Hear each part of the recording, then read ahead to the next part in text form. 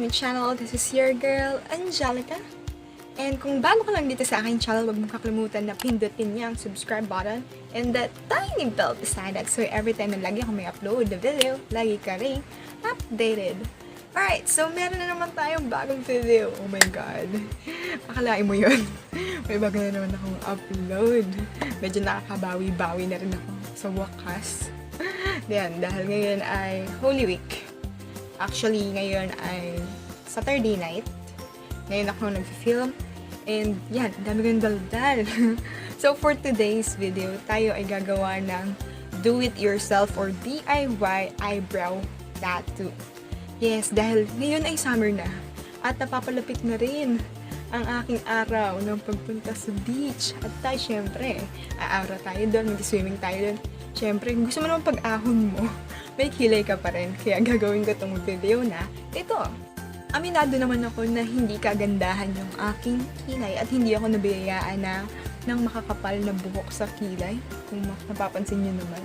Actually, nung ako ay elementary, parang wala talaga akong kilay, parang Mona Lisa. So ngayon, medyo nag-level up na yan. Medyo nagkaroon siya ng itim-itim. At saka salamat sa pagkikilay sa mga pangkilay na products. Kaya nagkaroon ako ng kilay. Alam ko, marami tayong girls dyan na ganito din ang problema. Siyempre, kilay is life, di ba? Kilay is life. Ano nga bang mga products ang gagamitin ko para magkaroon ako ng semi-permanent eyebrow tattoo? First and foremost, kailangan natin ng henna or hair dye. So, yung gagamitin ko naman is itong Shades Powder hair dye in medium brown. Medium brown yung napili ko kasi may kulay yung buhok ko. Ayoko naman ng black lang, di ba? Mukha akong Betty Lapella nung lagay na yun. And meron siyang tatlong kulay. First, meron tayong black, itong medium brown, then merong mahogany. So, ito yung nasa gitna. Ito na lang yung pinili ko kasi medyo malapit naman siya sa pagka-brown tone yung buhok ko. Sa may pagka-copper na ewan. So, ito na lang. Mas okay yung naging brown na lang yung kilay ko, diba? Kasi ganoon naman talaga yung mga kulay ng pangkilay. Diba? And then, kailangan natin ng concealer. Just in case na lumagpas yung ating hair dye. May unexpected tayo nangyari, lumagpas, no? Then, syuangit na ng ating eyebrow tattoo. Then, kailangan natin ng mga brushes. So, ito yung mga brushes na gagamitin ko. First is ito. Yung pang eyebrow brush na sobrang nipis. As you can see. O, diba? Maganda to para magkaroon tayo ng precision. At saka para maging matulis ang aking kilay. Mapanusok na kilay. Gusto mo yon?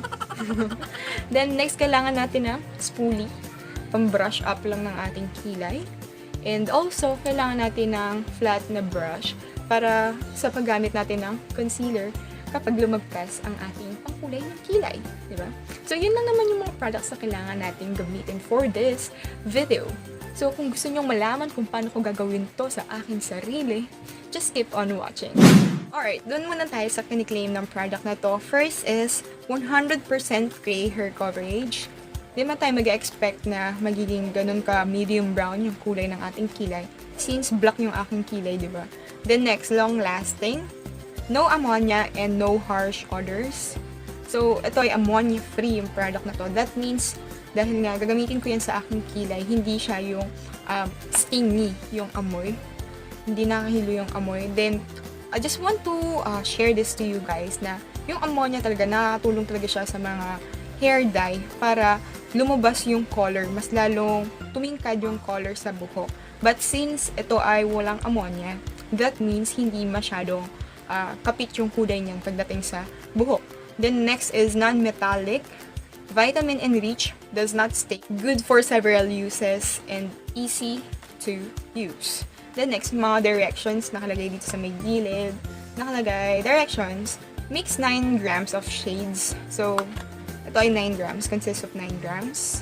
Then, etc. Dahil hindi ko naman yung gagamitin sa aking buhok. Kaya wag na natin basahin. Doon na lang tayo sa mga precaution. Do not use if skin is peeling, has redness, scratches, cuts, abrasions, or with irritation. Do not use to dye eyebrows or eyelashes. Dahil makulit ako, gagamitin ko yan sa aking eyebrows. Diba? May cause allergic reaction. Conduct the preliminary skin test before using the product.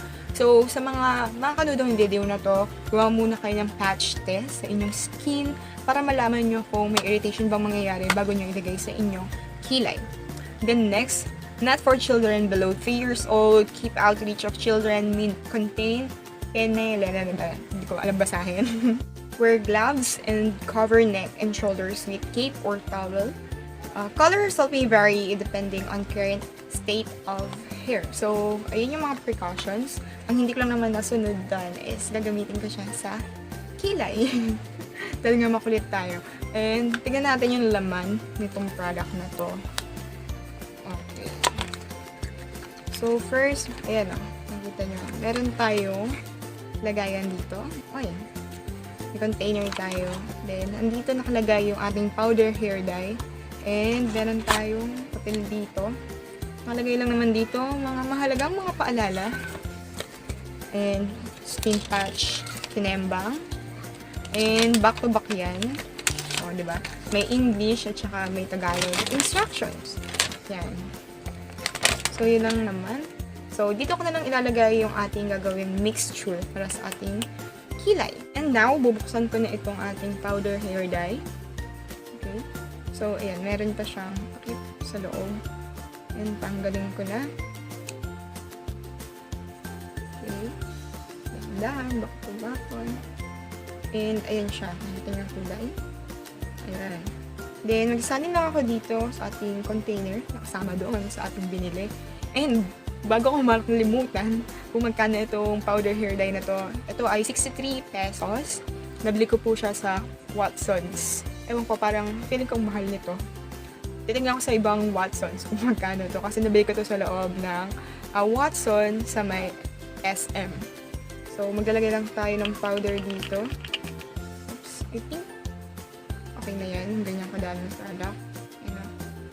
Then, lalagyan lang natin siya ng konting tubig. Kasi kailangan natin ng mixture na malapot, yung hindi tumutulo. Kasi ayaw naman tumulo yan sa mata mo, diba? So, kulang ako ng tubig and I'll be back.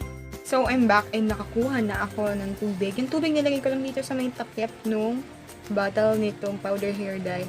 And dito na lang ako magsusukat para konti-konti lang.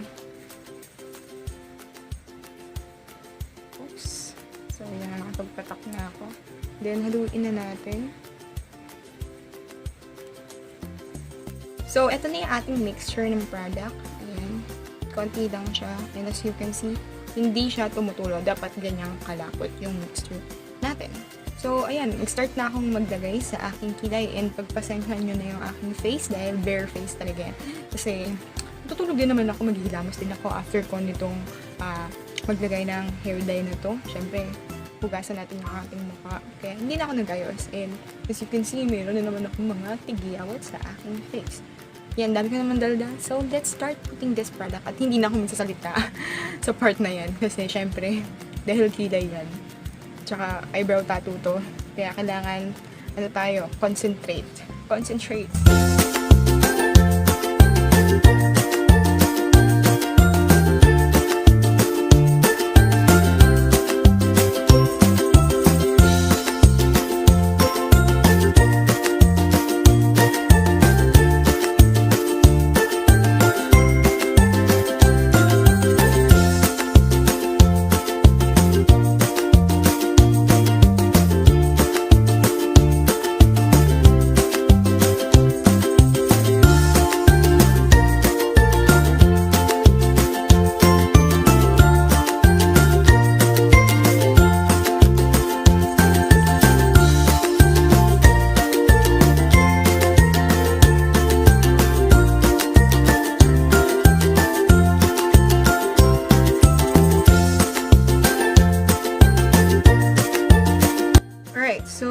Tapos na akong magkilay. Naglagay sa aking kilay and nakapaglagay na rin ako ng concealer para lang maging pointy yung aking kilay.